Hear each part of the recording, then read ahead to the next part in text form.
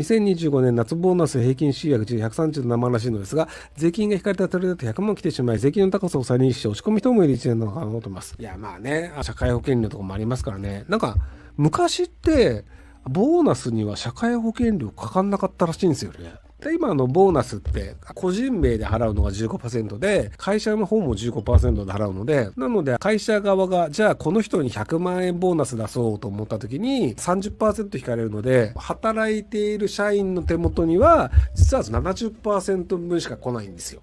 っていう感じで、実はそんなに100万円出してやろうと思ってるんだけど、実際その労働者の手元には70万円分しか来ない。で、その後所得税払うんですけど。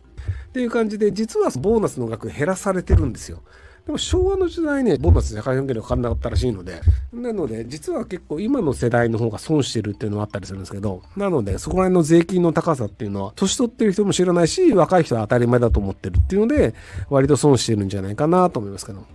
成長サミット前に日米協議の直後に自民党が日本人の平均賃金を今後5年で100万増やすと具体的な目標を発表しました。仮に日本の長期タイムにアメリカ側合衆国が介入してたら結構とんでもない話だと思うんですが、ひろきさんどう思いますか？割と周りに聞いても市政とかが結局アメリカ様に追いかけてるのは当たり前派と責任転嫁の陰謀の派に切り分かれるのと面白いです。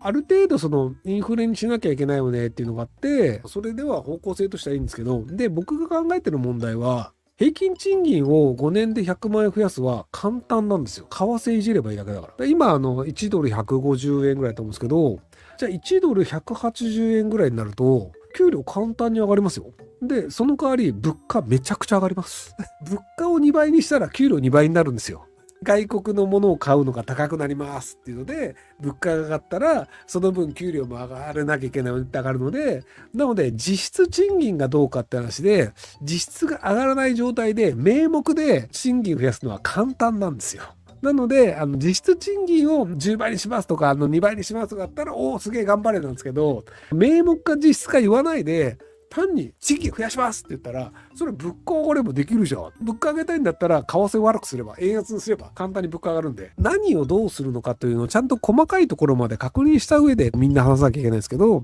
言ってることが実質賃金の話なのか、名目賃金の話かっていうところで、結構スルーしちゃってるのは良くないんじゃないかなと思います。はい。消費税を減税しろという風潮がありますが、個人的には消費税 30% とかでもいいから所得税とか他の税金下げればいいんじゃないかと思うんですが、どうですか？僕もその派閥ですね。消費税というのは貧乏な人も払うから消費税をなくした方がいいっていう人がいるんですけど、僕は貧乏な人はね、補助金をきっちり出すべきだと思うんですよ。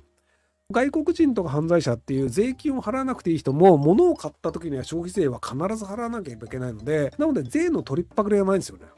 犯罪者とか外国人からもきちんと税金を取る消費税っていうのにして、で、お金のない人に対してはマイナンバーカードでちゃんと補助金を出してっていう形で、税金をまずきちんと取る。所得税とかって、いくらでも脱税できちゃう。いくらでもないけれども、脱税できちゃうんですよ。統合算って言われるように、脱税できちゃうよねっていうのはもう税務署分かってるんですよ。なので、脱税できない税でまずがっぽり取りますよと。で、それをきちんとお金のない人に配りますよっていう形にして、取れるところからちゃんと取って、お金のない人にきちんと分配するというのを僕は政府はやるべきだと思ってる派なので、消費税はそういう意味では逃げ切るのが難しいので。で、消費税を払わないって、物を買わないか外国に住むしかできないんですよ。今外国人の場合の免税店で買って払わないで外国に帰るってできるんですけど、あれを無理やり使って日本にいるんだけど、実はパスポート2個持ってて消費税払わないみたいなやり方をするぐらいしか多分やりようがなくて、消費税の方が税逃れ、節税脱税ができないので、本質的には消費税の方がいいと思うんですけど、ただこの話というのは多くの人に理解してもらえないので、なのでとりあえず減税っていう形だと消費税減税っていうのが早いのかなという気がしてますけど、はい。港区とかのいい会社に入ろうとすると、結局残業とかで割とあったりして、近所に住もうとすると家賃めっちゃ高いんですよ。家賃だと15万円とか取られますみたいな。社会保険料でまず給料の 15% されますとか、保険とかもあって所得税とかもあって、でさらに有名大学だと奨学金もらったりすると奨学金貸さなきゃいけないよねっていうところもあったりするので、なので残念ながら日本って結構厳しいんですよ。若い人はなのでお金が貯まらないのが当たり前っていう現実を理解していただけるといいんじゃないかなと思います。家賃だけじゃなくて、同じレベルの服装を求められるので、服装とか化粧品とかも昭和の時代よりお金かかるんですよね。地方の方だと思うんですけど、今東京の有名私立、早稲田とか慶応とかに通ってる人って、確かね、7割とか8割が都内出身の人なんですよ。都内出身の人ってどういうことかというと、都内に家があるお金持ちの人たちの子供が都内の大学に行ってるので、なのでバイト代で家賃とか払う必要もなく、バイトで稼いだお金をそのまま自分の服とか化粧品とかカバンとかの小物に使える世代なんですよ。その人たちが就職したとしても、親は近所にいて金持ちなので、なんだかんだ言って援助があるんですよ。もしくは実家から来ている。なので、可処分所得めちゃくちゃ多いんですよ。で、可処分所得が月に15万円とかあるような同僚が着てる服と同じレベルにしないと、なんかおかしな人だよねという空気感になってしまうんですよ。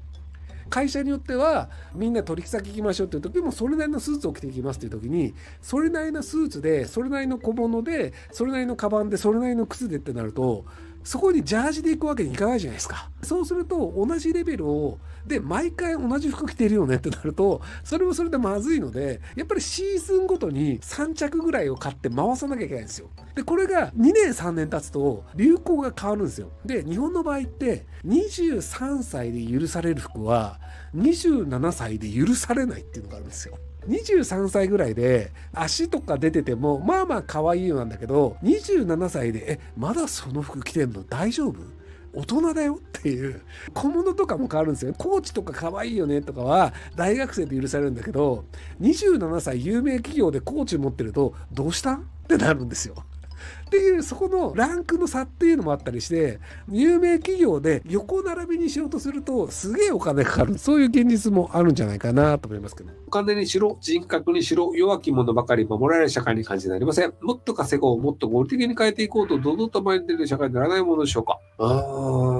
その弱者を守るべきだと思うのですが、きちんと稼げて働きたい人の足を引っ張るというのは僕良くないと思うんですよね。めちゃめちゃ働きたいですっていう人でも、労働基準法的なので労働時間制限をされるとか、103万円の加盟もそうなんですけど、これ以上働くと家族に迷惑がかかるから働けませんとか、めちゃくちゃ働きたい人もいるんですよ。なので働きたくない人が働かないで福祉があっていいよねっていうのと、めちゃめちゃ働いて稼ぎたいですっていう人はバシバシ働かせるっていう、もうちょっと選択肢が多い社会の方がいいんじゃないかなと僕は思うんですけど、でも割となんか働かせないとか働かない人の方が優遇されるというか、どちらかというとその人たちが生きやすい社会になっていて、働く人がむしろ自分でやるとか、じゃあ日本にいない方がいいよねっていう形になってしまうので、なんかね、どうなんかなと思いますけどね。例えばその残業代めちゃめちゃもらいたいからっていう、僕だからバイトして頃とか深夜バイトしてたんですよ。夜9時から入って朝9時まで12時間携帯電話の故障受付をやるっていうバイトやったんですけど、使用割当もつくし、残業代もつくから僕としては超美味しかったんですよね。土日に入ると確かね、休日手当もつくから、休日手当プラスで 25% 増えて、8時間超えた後の残業の20がついて、プラス 50% とかなんですよ。超美味しいと思って。なので僕はそれでバシバシ働いて金稼ぐ方が良かったんですけど、今の時代はなるべく残業をやらせないようにしようとか、土日働かせないようにしようってなったりするので、なので働きたい人が働いてバンバン稼いで社会を回して、別に働きたくない人は8時間で帰るっていう、そういう方がいいと思うんですけどね。働きたくない人が無理やり働かせれるという社会は良くないと思うんですけど、働きたい人が働けなくて時間を持て余してしまうというのもどうなのかなと思います。働く人がバシバシ働くと税金バンバン払ってくれるので、税収増えるんですよ。なので税収が増えて結果として弱者に回るお金が増えるんですよね。働く人を止めるというので、働きたい人にもお金も入らないし、もちろん税収も減るので、弱者も困るっていうのがあって、103万円の加盟みたいなのを作らなくて、働きたい放題働かせるという方がいいんじゃないかなと思うんですけど、なんかそんな風にならないですよね。はい。ご視聴ありがとうございます。今回の動画はこちらからの切り抜きになります。ひろゆき LINE スタンプ好評発売中です。